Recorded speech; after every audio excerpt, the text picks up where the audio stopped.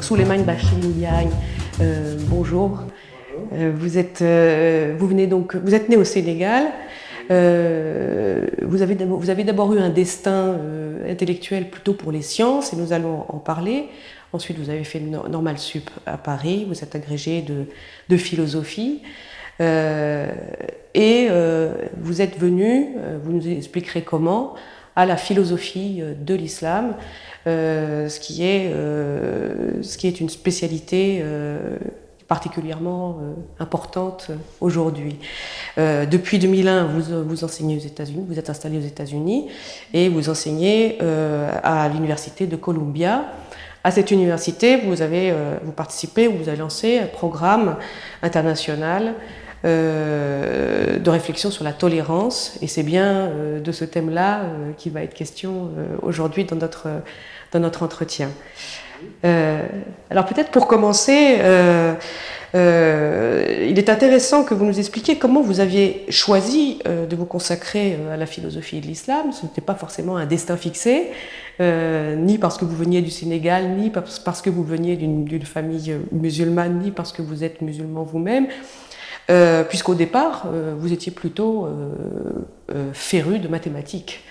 Oui, au départ, il n'était même pas question que j'aille en philosophie. J'étais plutôt matheux. À l'époque, je sortais au lycée de la série C, à l'époque, qui est maintenant la série S. Et je me destinais à des études d'ingénieur.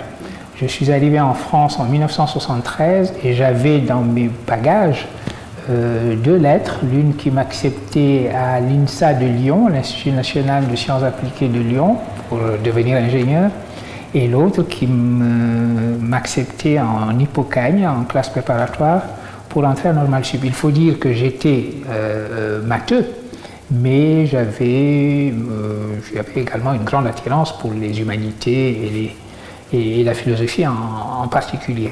Vous étiez un grand lecteur de Sartre. J'étais un lecteur de Sartre et j'allais justement dire que c'est ce qui a décidé un petit peu, c'est ce qui m'a décidé à rester. Après beaucoup de tergiversations, j'ai décidé de rester en philosophie. J'ai fait donc les classes préparatoires, puis la Ludulme, puis l'agrégation de philosophie. J'ai pu par la suite refaire des études de mathématiques en passant une maîtrise d'algèbre et de logique, et j'ai fait ma thèse sur la rencontre entre la logique traditionnelle, classique, qui se faisait dans la langue naturelle, et l'algèbre. Donc j'ai travaillé sur l'algèbre de la logique. J'ai pu ainsi réconcilier, si vous voulez, mes deux amours. Mais alors le passage maintenant à la philosophie en islam, à l'histoire de la philosophie en islam, est à la fois accidentel et finalement, au bout du compte, quand j'y réfléchis maintenant rétrospectivement, nécessaire. Accidentel parce que j'étais donc rentré au Sénégal après mes études. Ma décision a été de développer un enseignement de philosophie des sciences et de logique à l'université de Dakar, où j'enseignais, l'université Cheikh Anta Diop de Dakar, ce que j'ai fait. Et à un moment donné, nous avons décidé dans mon département qu'il nous fallait donner un enseignement de philosophie islamique. Le raisonnement était que nous étions un pays musulman, que le monde de l'islam était en pleine ébullition, c'était après la révolution iranienne, etc. Les années 80. Les années 80. C'était le milieu vers la fin des années 80, et nous nous sommes dit qu'il fallait enseigner à nos étudiants cette tradition intellectuelle extrêmement riche dans le monde de l'islam, mal connue, qu'eux-mêmes ne connaissaient pas du tout, qui est une tradition rationnelle, sceptique, questionnante, etc. Il nous semblait que c'était nécessaire dans le contexte de l'époque et dans le climat lié à tous les mouvements islamiques ou islamistes. Nous n'avions pas de spécialistes à proprement parler. Mettons que j'étais le plus proche de pouvoir passer pour tel, de pouvoir assurer au moins cet enseignement, moins par la formation que j'avais reçue que par la tradition familiale qui faisait que les lectures de philosophes musulmans étaient des lectures que j'avais pu effectuer en prenant un livre ici ou là de la bibliothèque de mon père, ou en parlant avec mon père. Voilà comment je me suis porté volontaire, donc, et mes collègues ont été contents de me voir assurer ces enseignements-là. Et en enseignant la philosophie, l'histoire de la philosophie dans le monde de l'islam, je suis devenu un spécialiste de ce domaine. Et quand vous disiez que rétrospectivement, finalement, ce choix qui a l'air accidentel oui. Donne un sens très important à votre vie aujourd'hui. Oui. Qu'est-ce que vous vouliez dire exactement? Je voulais dire deux choses. Une chose plus personnelle qui est qu'au fond, mon choix de faire de la philosophie, quand j'y réfléchis maintenant, avec le recul, tenait à cette tournure d'esprit un petit peu spéculatif que j'avais hérité de mon père. J'ai toujours été quelqu'un en dialogue permanent avec mon père sur le plan des idées, etc. Et donc finalement, je crois que c'était ça qui a été déterminant dans mon choix d'aller vers la philosophie, même si ce choix se faisait sous l'égide de la figure de Sartre. Et donc, c'était un peu une boucle qui se bouclait là. Par ailleurs, et l'autre aspect de cette nécessité, c'est qu'aujourd'hui, dans le monde où nous vivons, où la religion est à la fois extrêmement présente et très mal connue, je crois que quand on est un intellectuel ou un philosophe et qu'on est de culture musulmane et qu'on est musulman, on a un petit peu la responsabilité de parler de cette religion, de rappeler cette tradition intellectuelle dont je parlais tout à l'heure, la tradition spirituelle du soufisme aussi. Donc c'est une responsabilité, je crois, qui s'impose aux intellectuels musulmans aujourd'hui de parler de leur religion dans des termes plus intelligents que ce qu'on voit souvent. Et on va venir d'ailleurs aux enjeux extrêmement importants et cruciaux de ce travail. Mais ce que vous dites, ça signifie un peu aussi qu'on ne peut pas aujourd'hui être totalement un philosophe musulman de la même manière que Lévinas est un philosophe juif ou Ricoeur un philosophe protestant. Comment vous accordez vous-même avec ces deux directions, la philosophie et l'islam? Mais j'essaye, dans la mesure du possible, au fond, de marcher sur les pas, sur les traces de ces grands philosophes que vous venez d'évoquer. Parce que je crois que l'un et l'autre ont manifesté précisément cette exigence philosophique totale. Ils sont philosophes à 100% jusqu'au bout. Il ne s'agit pas de défendre une religion, d'être dans une position défensive ou apologétique, etc. Et je crois que c'est la meilleure manière de parler de la religion précisément. De ne pas en parler de manière apologétique, de manière défensive, mais simplement de s'inscrire dans une tradition et de continuer cette tradition. Autrement dit, quand la rencontre s'est effectuée entre le monde de l'islam et la pensée grecque, cette rencontre s'est effectuée pour le meilleur, me semble-t-il, puisque le monde de l'islam s'est ouvert à quelque chose d'étranger, après bien des hésitations, puisque comme pour toutes les trois religions abrahamiques, d'ailleurs le christianisme et le judaïsme ont aussi affronté cette question de la compatibilité de la religion avec une tradition philosophique qui, après tout, à leurs yeux, aux yeux des croyants monothéistes, était une tradition païenne, avec des thèmes, des explications du monde qui ne cadraient pas nécessairement avec la religion. Mais cette tradition s'est installée, s'est développée, et j'ai le sentiment aujourd'hui, la responsabilité dont je vous parlais tout à l'heure, c'est la responsabilité de continuer cette tradition, qui est tout autant islamique, si vous voulez, que de philosophie grecque. Et c'est dans cette mesure-là que être philosophe en général et être philosophe juif, être philosophe en général et être philosophe protestant, ou être philosophe en général et être philosophe musulman, me semble bien entendu une gageure, un défi, mais un défi qu'on peut parfaitement relever. Et vous le relevez très bien. Et qu'est-ce que vous pensez d'avoir gardé néanmoins de votre formation de logicien? dans votre approche de l'islam, de la lecture des textes, de la question de l'interprétation, de la grammaire, de tous ces moyens par lesquels on approche la religion aussi. Je crois que la logique a formé la manière dont je réfléchis, me semble-t-il. Vous savez, traditionnellement, les textes de logique dans la tradition classique, on les regroupait sous le nom d'organon. Organon en grec, ça signifie instrument. C'était donc, la logique était censée être l'instrument du raisonnement. Et je crois que ce terme convient ici. On se forme à une approche logique des choses. En particulier, je crois que ce que j'ai gardé du travail que j'ai effectué d'abord en logique, en histoire de la mathématique et en histoire de la logique, c'est une tournure d'esprit de précision. J'ai une sorte d'exigence de précision et je ne me paye pas de mots. Je trouve que dans la littérature philosophique, souvent, de nos jours, on se paye de mots.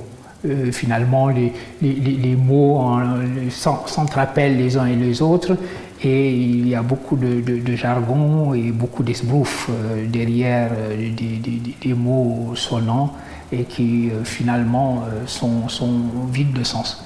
Je crois avoir gardé de ma première orientation, qui d'ailleurs demeure. J'enseigne encore, j'ai enseigné il y a un an l'histoire de la philosophie, de la logique et de la logique algébrique en particulier.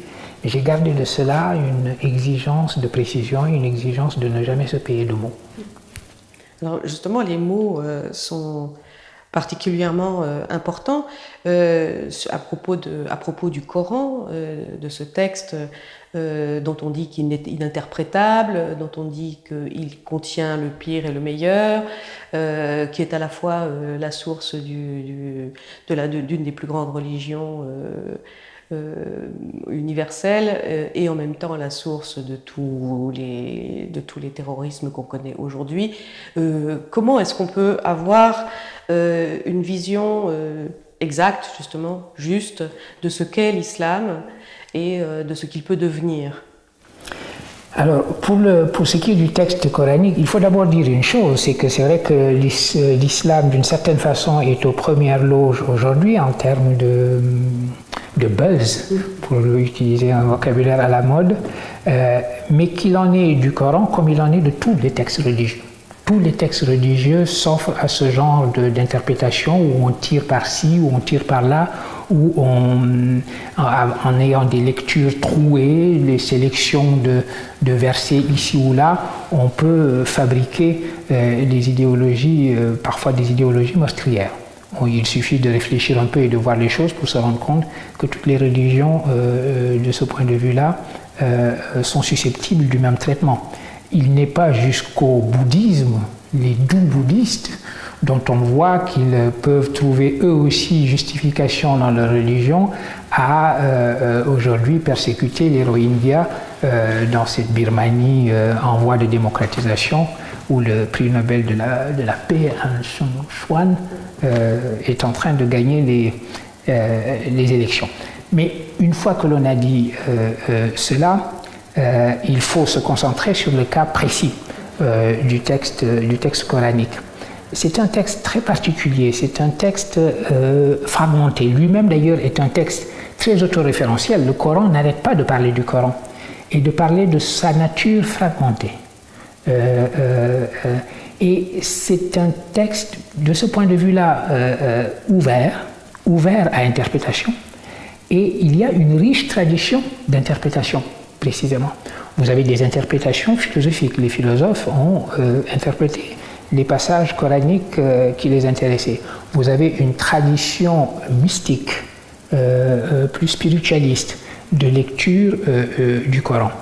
Et on a le sentiment qu'aujourd'hui, il y a une crise de la transmission.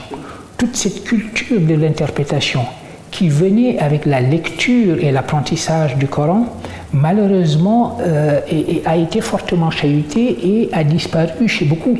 en particulier dans les populations musulmanes installées dans des terres qui n'étaient pas traditionnellement des terres d'islam, des populations qui ont été déplacées.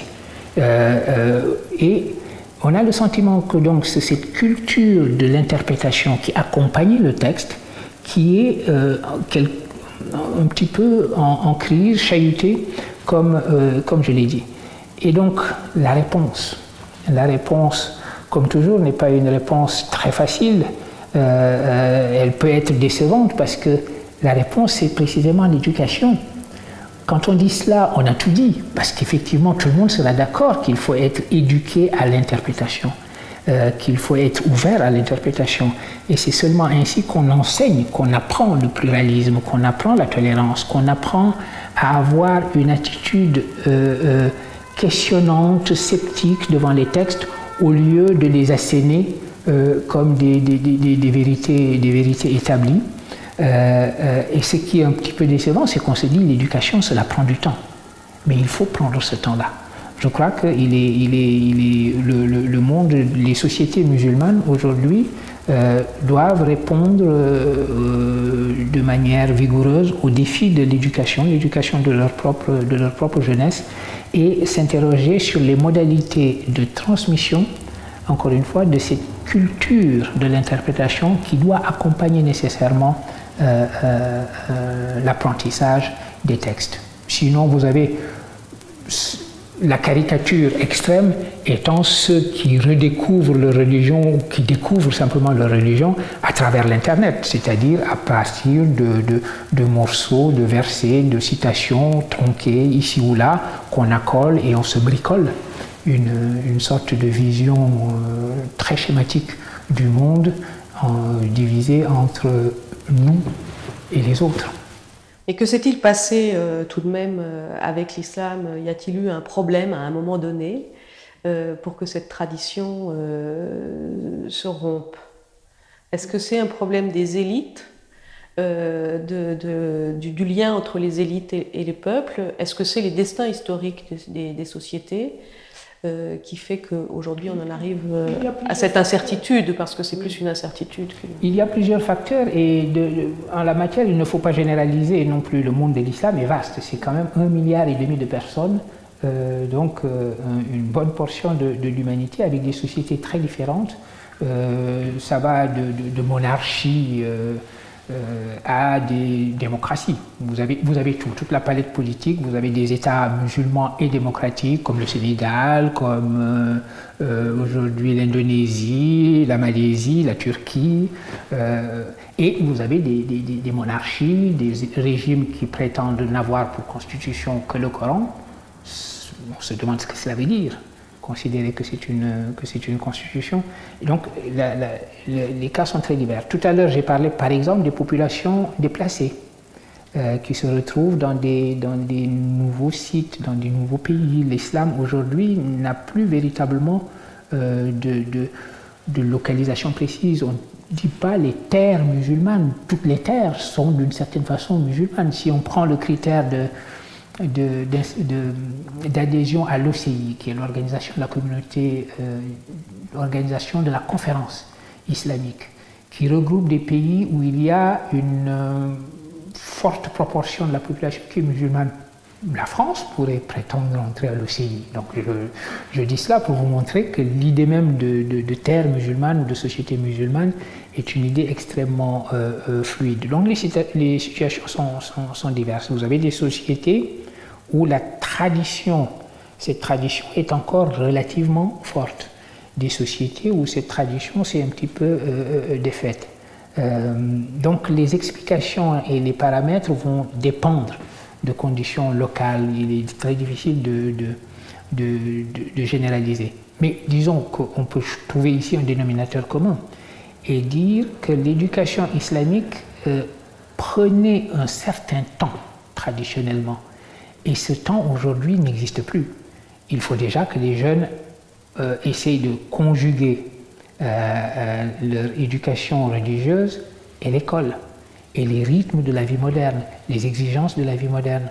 Cela peut se faire d'une manière plus ou moins facile selon les endroits, mais d'une manière générale, ça n'est pas très facile.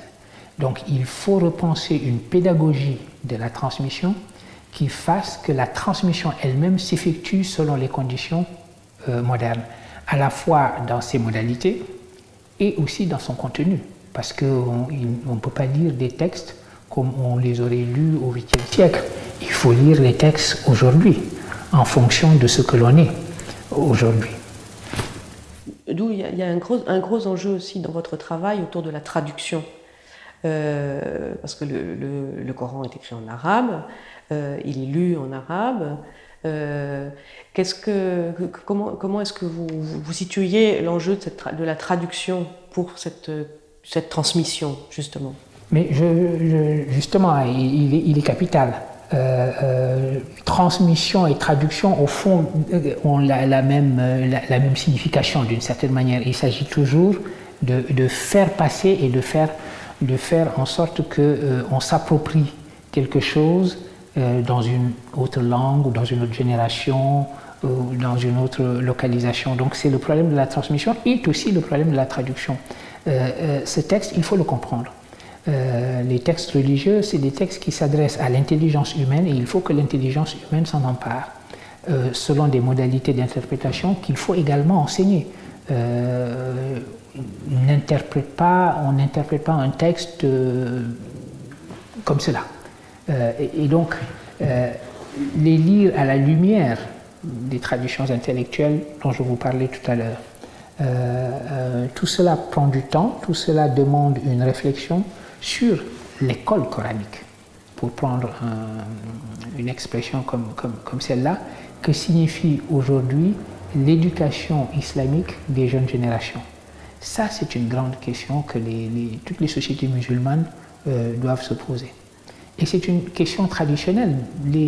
L'un des compagnons du prophète, du temps du prophète lui-même, Ali, qui a été 4e calife et qui est l'imam des chiites, disait toujours qu'il faut éduquer son enfant pour le temps qui sera celui de cet enfant-là et pas en fonction de son propre temps. C'est-à-dire qu'il y a une démarche prospective qu'il faut avoir. La transmission, cela se fait dans un cadre de réflexion prospective. Qu'est-ce qui est à transmettre et comment transmettre? Ce sont des questions que le présent et le futur posent. Ce ne sont pas des questions traditionnelles. Il n'est plus question de faire les choses comme on les faisait traditionnellement, parce qu'encore une fois, les sociétés modernes et les rythmes de ces sociétés et les temporalités dans ces sociétés-là ne s'y prêtent pas. Or, on n'a pas repensé le mode de transmission, ce qu'il y avait à transmettre, dans quel monde transmettons-nous ce que nous transmettons, pour quel monde aussi, puisque nos enfants vont vivre dans ce monde-là. Voilà des questions redoutables qu'il va falloir se poser. Et je parlais tout à l'heure de responsabilité. C'est la responsabilité un peu des intellectuels d'essayer d'éclairer ces questions-là. C'est pour cela que, effectivement, vous avez raison de le noter, l'idée de traduction et de transmission occupe une place importante dans ce que j'essaie de faire. Pour autant, moderniser l'islam, c'est une expression qui, pour vous, je ne sais plus où vous le dites, n'a pas beaucoup de sens. Comment vous pouviez expliquer ça? Mais parce que c'est l'expression essentialiste par excellence. On a le sentiment qu'il y a là une entité, une essence constituée qui s'appelle l'islam, qu'il y a là quelque chose de constitué qui s'appelle la modernité et qu'il s'agit maintenant de faire en sorte que l'islam réponde à la modernité. Comment vous faites ça? Comment vous modernisez un texte? C'est comme si vous le prenez de manière statique et vous dites, bon, la modernité commande d'éliminer ceci ou d'éliminer cela. Évidemment, les choses ne fonctionnent pas de cette manière. C'est la raison pour laquelle un auteur qui est très important pour moi, avec qui je réfléchis tout le temps, c'est le philosophe Iqbal, Mohamed Iqbal, le philosophe indien. On aurait dit pakistanais, mais comme quand il est mort, le Pakistan n'existait pas. Il est mort en 1938. Il est contemporain quand même. Il est contemporain, il est fortement contemporain et je dirais même qu'il a tellement anticipé de choses qu'il est encore à venir. C'est un philosophe à venir d'une certaine façon.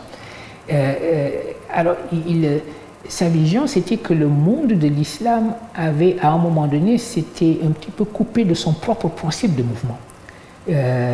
Intellectuellement, il y a eu un moment de sclérose, de fermeture. Une religion qui jusque-là avait été une religion offensive au sens sportif de l'offensive, en expansion, une religion de l'ouverture, c'était ce qui lui avait permis de s'approprier la pensée philosophique grecque, etc., s'est repliée un petit peu sur elle-même. Alors, renouer avec un principe de mouvement, je préfère une expression comme celle-là à une expression vide de sens comme moderniser l'islam. À quoi d'ailleurs beaucoup d'islamistes rétorquent une chose qui a tout autant, aussi peu de sens. Non, c'est la modernité qu'il faut islamiser. Bon, on va se renvoyer la balle ainsi en jouant sur des mots qui finalement ne recouvrent pas une grande signification. En revanche, dire que la religion doit se comprendre comme principe de mouvement et donc refuser sa propre pétrification, c'est un programme. C'est un programme, c'est une tâche, c'est quelque chose à penser pour le futur. Est-ce que ça peut être aussi un programme pour les sociétés ou les États qui comptent en leur sein une population musulmane importante? Et je pense particulièrement à la France. Est-ce que la fermeture sur soi d'un pays comme la France et son islamophobie, qu'il faut bien reconnaître à un moment donné, ne risque pas d'être un obstacle à ce mouvement de l'islam sur lui-même? Mais oui, justement, c'est ça le problème, parce que prenez une manière dont on pose la question de l'islam en disant « Ah, mais l'islam est probablement incompatible avec la société ouverte d'aujourd'hui ». On ne se pose pas la question de savoir si les sociétés en question sont véritablement ouvertes, c'est-à-dire que lorsqu'elles sont confrontées aux défis de population musulmane, est-ce que ce sont des sociétés qui, à ce moment-là, se ferment, se crispent et se replient, ou est-ce que ce sont des sociétés qui sont capables d'ouverture et d'accueil, et d'accueillir la différence? Parce qu'il est très facile de se définir comme une société ouverte si inconsciemment on est en train de penser que la société, ça doit fabriquer de l'homogène. On cherche de l'homogène, on cherche l'invisibilité des autres. Essayez de vous rendre le plus invisible possible dans vos habillements, dans vos manières, dans vos coutumes, dans vos pratiques, etc. Est-ce que c'est cela une société ouverte? Je ne le crois pas. Je ne le crois pas et je vois effectivement en Europe, il y a une forme de crispation, de fermeture. Dans le cas de la France, ici ajoute quelque chose aussi à quoi il faut sûrement réfléchir. Vous savez, il y a plusieurs formes de laïcité. Les laïcités sont plurielles. La laïcité américaine ne ressemble pas à la laïcité française, qui ne ressemble pas à la laïcité allemande ou la laïcité anglaise, etc. Voilà autant de laïcité. On a le sentiment pour la France que sa doctrine laïque ne permet pas parfois aussi un type de flexibilité qu'on associerait à la société ouverte. Je vous donne un exemple. Les États-Unis où je vis ont, il y a peu, la ville de New York où je vis, a vu son maire, Bill de Blasio, décider que les écoles publiques allaient reconnaître les deux plus grandes fêtes musulmanes. Ça n'a l'air de rien, mais c'est très important. Qu'est-ce que ça dit aux populations musulmanes qui vivent à New York et qui sont nombreuses? Ça leur dit votre identité religieuse est inscrite dans l'agenda de la ville. Parce que c'est votre ville, parce que vous êtes New-Yorkais, parce que vous êtes chez vous. Symboliquement, c'est important d'avoir le sentiment que cette forme d'identité religieuse est inscrite dans le calendrier de la République, dans le cas d'espèce de la cité de New York. Je veux bien, je connais la loi française, je vois l'histoire de la laïcité française, qui est une histoire de la victoire de la République sur l'Église. C'est un peu ça qui fait le caractère très particulier de la laïcité française. En France, on a même essayé à un moment donné de supprimer pendant la Révolution les fêtes religieuses pour les remplacer par des fêtes républicaines. Donc on voit mal, il est très difficile d'imaginer ce genre de geste.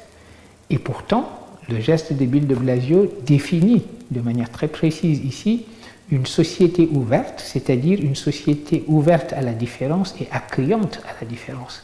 Et une société donc en pleine évolution, qui a la flexibilité de se dire nous ne sommes pas simplement une société WASP, White, Anglo-Saxon and Protestant, nous sommes également aujourd'hui une société où il y a une population musulmane importante, et donc il faut que notre calendrier reflète cette diversité-là. Voilà donc autant de manières de penser une société ouverte qui est beaucoup plus compliquée que le propos essentialiste consistant à dire il y a la société ouverte, il y a l'islam, est-ce que les deux sont compatibles ou pas? Donc l'islam, nous en avons convenu, a ce problème de renouer avec son propre dynamisme, avec sa propre ouverture, mais les sociétés ouvertes ont également à être véritablement ouvertes et à ne pas simplement se définir comme ça dans l'abstrait comme des sociétés ouvertes, alors que dans la pratique, il y a une fermeture extraordinaire, parfois une crispation qui est une islamophobie, il faut appeler les choses par leur nom. Une islamophobie qui fait que les propos les plus inacceptables, quand il s'agit de l'islam, semblent être acceptés. Cette question de l'ouvert, c'est un concept central dans votre pensée. Est-ce que vous pourriez nous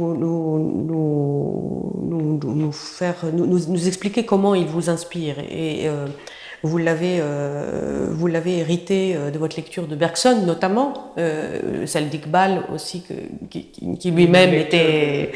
Oui. Est-ce que vous pouvez nous expliquer la force de ce concept d'ouvert, d'âme ouverte dans le cas de Bergson? Alors justement, il y a... on va aller du plus grand au plus petit, si vous voulez. Le plus grand, c'est la cosmologie ouverte. L'idée que le monde est un monde en évolution, qu'il y a, pour prendre une expression bergsonienne, une évolution créatrice. Et donc, vous n'avez plus la vision traditionnelle dans les religions abrahamiques d'un monde fini une fois pour toutes. L'acte de création par Dieu est un acte, c'est un fiat fini, et une fois que le monde est fait, il ne reste plus à Dieu qu'à le contempler. La force de la pensée de Bergson et la manière dont Iqbal également a compris une cosmologie dynamique islamique, coranique, en méditant aussi sur le propos bergsonien, c'est précisément de dire que le monde, plutôt que d'être fini, achevé, est quelque chose qui est toujours en train de se faire, et que l'être humain a une responsabilité considérable dans ce monde en train de se faire. D'abord, il en a la garde, c'est-à-dire qu'il faut que ce monde, il s'en sente responsable. On ne peut pas simplement considérer que le monde, ce sont les ressources naturelles que nous avons le droit d'exploiter comme nous le voulons, etc. Il faut que nous ayons soin de ce monde qui est confié à notre garde, et il faut qu'il comprenne également qu'il a la responsabilité d'agir et d'accompagner cette évolution créatrice. Donc ce n'est pas, l'acte créateur n'est pas un acte fini, le monde lui-même est un monde ouvert, toujours en perpétuelle création, et l'humain n'est pas le spectateur de la création, il est co-acteur, co-auteur de la création. Ça, c'est le côté macrocosmique, si vous voulez. Maintenant, sur le plan de la religion elle-même doit être à l'image de ce monde en évolution permanente, c'est-à-dire que ça doit être une religion dynamique. le fait que la religion soit fondée sur la parole divine. Les trois religions monothéistes partagent d'être des religions dites de la révélation, c'est-à-dire l'idée qu'il y a une parole divine à l'œuvre dans le monde. Eh bien, cette parole divine est à l'œuvre dans le monde quand elle est une parole vivante. Et une parole vivante, c'est une parole qui nous parle là où nous sommes et dans le temps où nous sommes. Et je disais tout à l'heure, on ne peut pas lire les textes religieux comme les lisaient des Irakiens au 8e siècle. Il faut toujours le lire comme s'il venait de nous être révélé à nous, et s'il nous parlait de notre monde à nous. Donc, l'ouvert ici a le sens aussi de cette parole vivante et d'une religion dynamique. Enfin, troisième cercle plus petit, si vous voulez, l'individu. L'individu doit être cette âme ouverte dont parle Bergson, une expression magnifique, qui est précisément la capacité qu'a l'individu de comprendre le tout d'une manière quasi immédiate, de s'ouvrir à la totalité, de s'ouvrir à l'idée d'humanité. Ça n'est pas très simple de penser l'humanité. Si nous partons de l'individu dans son égoïsme, dans son enfermement sur soi, l'individu a tendance à aller en cercle concentrique, à dire « je me soucie de moi ». Nous sommes une époque très narcissique où le souci de soi n'a plus le même sens qu'il avait dans les philosophies antiques, où le souci de soi était également un souci du cosmos. Aujourd'hui, on est dans le narcissisme de l'épanouissement de soi, de la jouissance, etc. Alors, j'irai du plus proche à mes proches, justement, à ma nation, à ma tribu, à mon terroir, et puis l'humanité, ma foi, c'est une idée vague que je devrais atteindre en enflant cela. Et l'âme ouverte, c'est précisément ce qui nous enseigne que ce n'est pas le cas. Que l'humanité n'est pas quelque chose que je vais atteindre au bout du compte lorsque j'aurai fini d'élargir le cercle qui va de moi-même à mes proches, etc., mais quelque chose qui est donné tout de suite. Quelque chose qui me touche et qui me constitue. Et donc, ça n'est pas une idée simple, évidemment, d'avoir le sens de l'humain, d'avoir le sens de la totalité de l'humanité, mais c'est pourtant cela qui fait mon humanité. Ce qui fait que je suis l'humain que je dois être, c'est ma capacité à penser l'humanité dans sa totalité. Je dois devenir un humain pleinement, et c'est le moyen pour moi de comprendre la condition humaine comme étant une condition une. Et ça a l'air d'être une idée difficile, mais au fond, nous voyons que c'est la réalité dans certaines expériences. L'expérience qui a été celle du monde entier à cause d'une photo, de cette photo d'un enfant échoué sur la plage. Tout le monde a été remué. Mais qu'est-ce qui en nous a été remué? Jusque-là, on pouvait se dire, ce sont des Syriens qui partent de chez eux, qui s'échouent.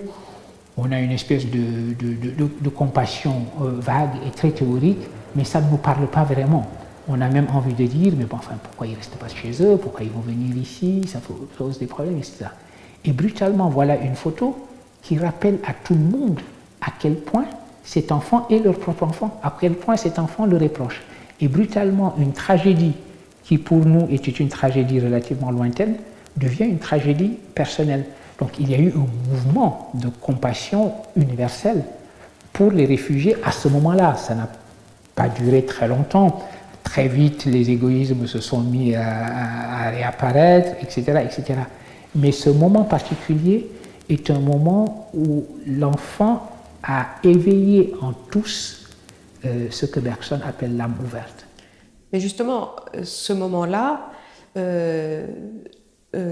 cette âme ouverte, du coup, peut s'éveiller par quelque chose qui est toujours un peu difficile à manier, c'est-à-dire l'émotion.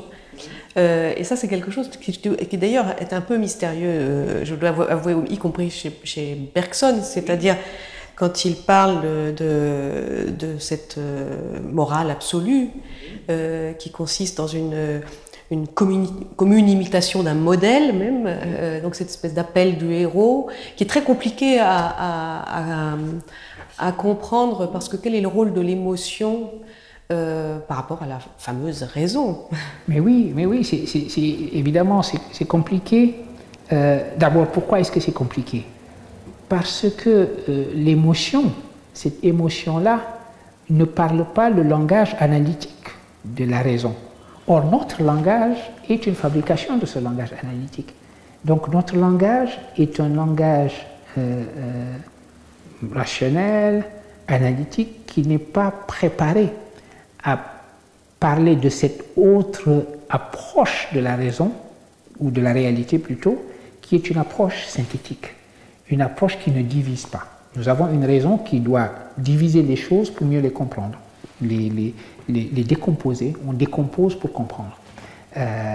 Alors que là, il s'agit de saisir d'un coup, d'emblée, saisir l'idée d'humanité, telle qu'elle nous apparaît dans cet enfant mort et échoué sur une plage. Après, c'est très difficile de décomposer les choses, et surtout d'en parler, parce qu'on en parle dans le langage qui est fait, lui, pour décomposer, alors que la chose n'est pas... L'étymologie peut aider ici. Si nous prenons émotion, étymologiquement, sortir de soi, ce qui nous meut hors de nous-mêmes, ce qui brutalement fait tomber les égoïsmes et en particulier ce cercle du souci de soi que j'avais, dans lequel je m'étais installé, où entre peut-être mes proches, puis mes moins proches, puis mes moins proches, etc., etc. Et donc, brutalement, je suis sorti de ce cercle-là, je suis mu hors de ce cercle, et c'est le sens étymologique de émotion par la vision de cet enfant. Voilà une manière d'approcher cela, mais Bergson le dit lui-même.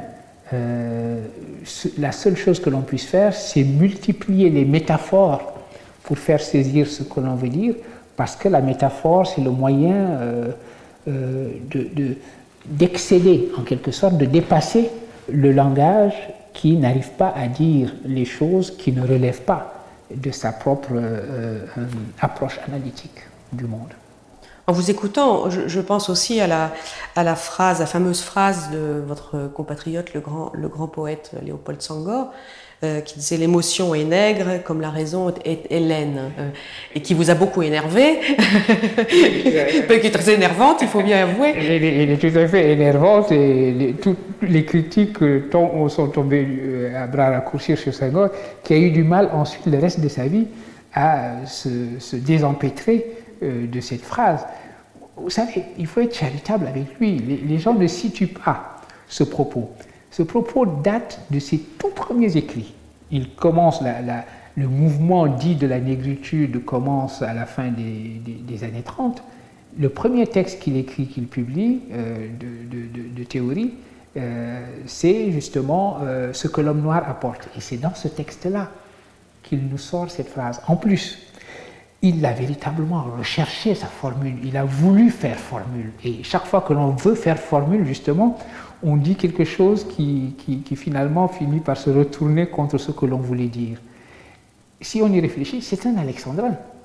Certes. Et oui, voilà. Et donc, il a voulu faire l'alexandrin, la phrase bien pensée, qui allait rester, qu'on allait retenir. Et malheureusement, c'est le cas. Mais, alors, pour relier cela à ce que nous disions tout à l'heure, évidemment, Senghor savait le grec et le latin. Dans le cas d'espèce, c'est du latin. Donc, quand il dit émotion, ce qui me sort de moi, précisément, là, on se rend compte que la phrase commence à être peut-être moins scandaleuse qu'on ne le pensait.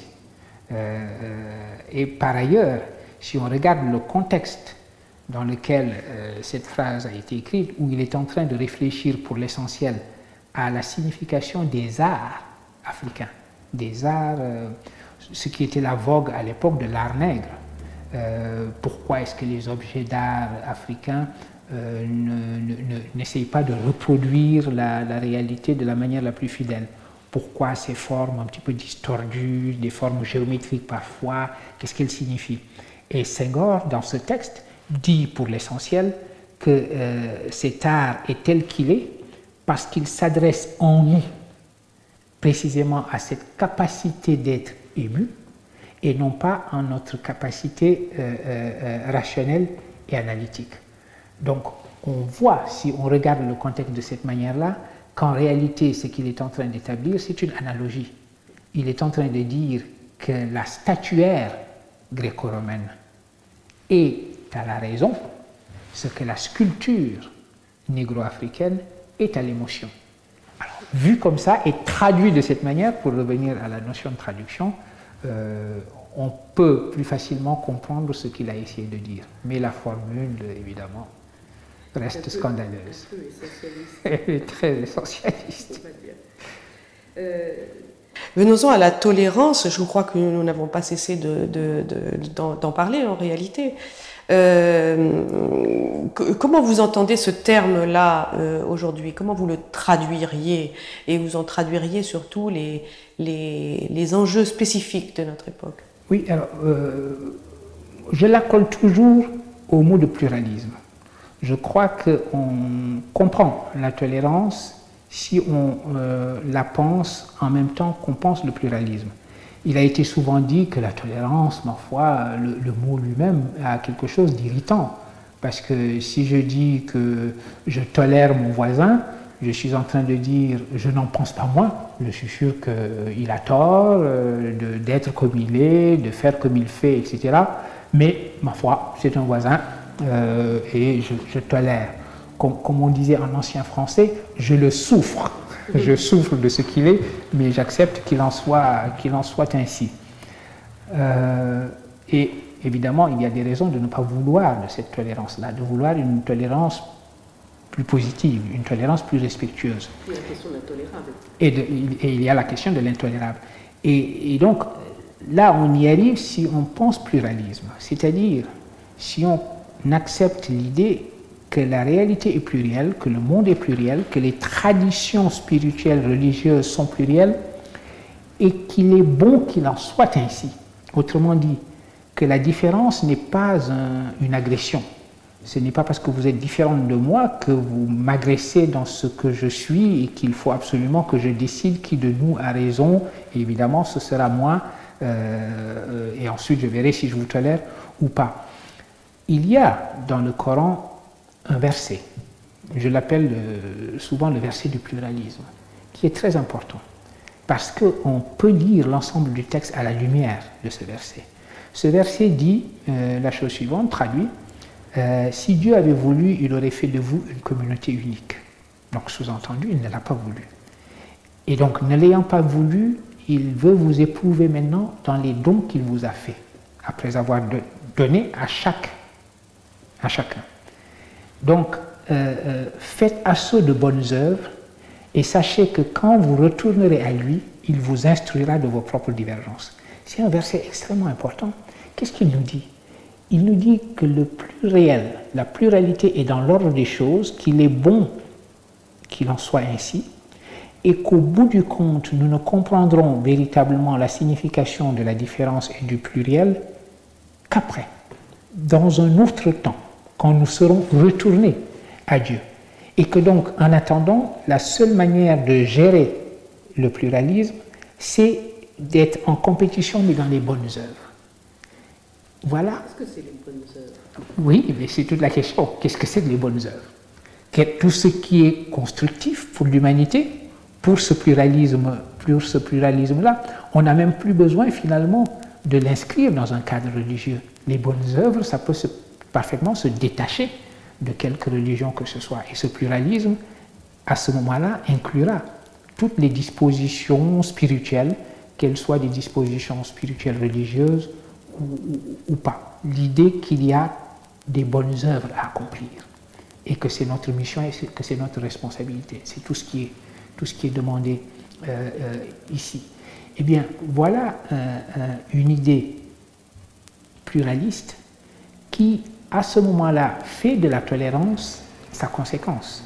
On n'a plus cette tolérance qui est un petit peu arrogante et un petit peu condescendante, consistant à dire je tolère que la différence existe à côté de moi, qui est raison, n'est-ce pas, mais s'inscrire d'emblée dans un monde pluriel.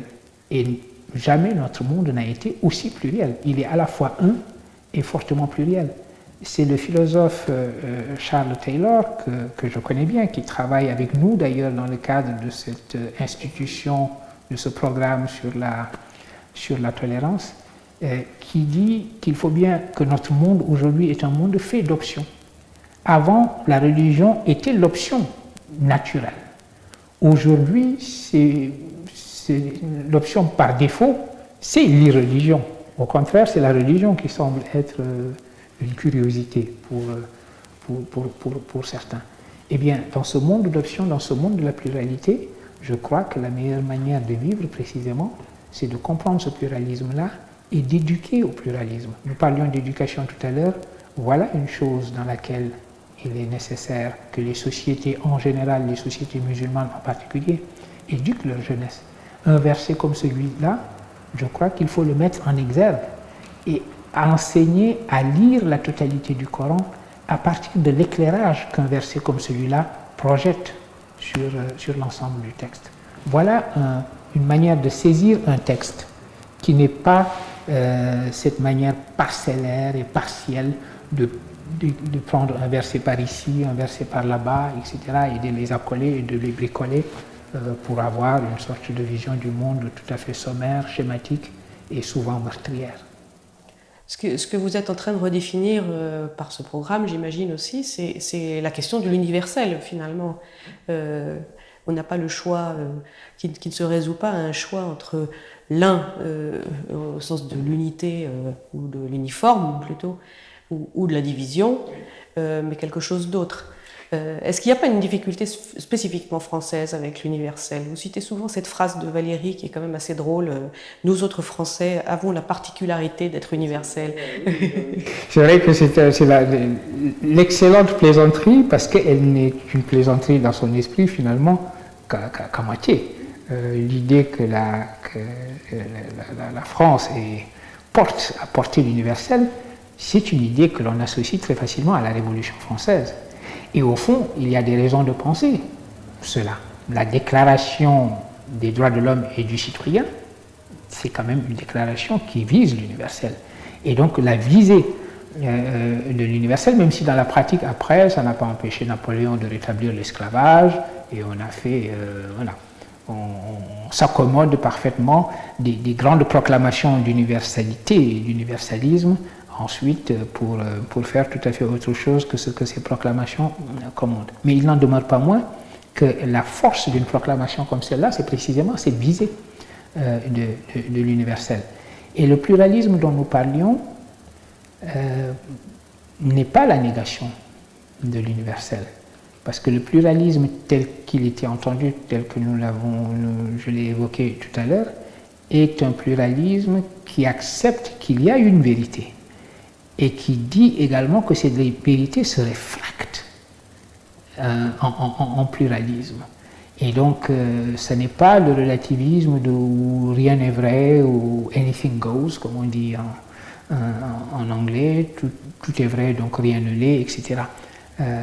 C'est une position difficile, mais qui est là, parce que je crois qu'il faut tenir ferme à l'universel. Ce que nous disions de l'âme ouverte, cette visée de l'humanité dans sa totalité, c'est toujours une inscription dans l'horizon de l'universel, et nous avons besoin de l'universel pour vivre ensemble. Le vivre ensemble, comme on dit aujourd'hui, a besoin de s'inscrire sur un horizon d'universalité. Le relativisme ne permet pas, malgré les apparences, de vivre ensemble, véritablement. Vivre à côté les uns des autres, dans une simple juxtaposition de contextes qui ne communiquent pas, ça n'est pas véritablement vivre ensemble.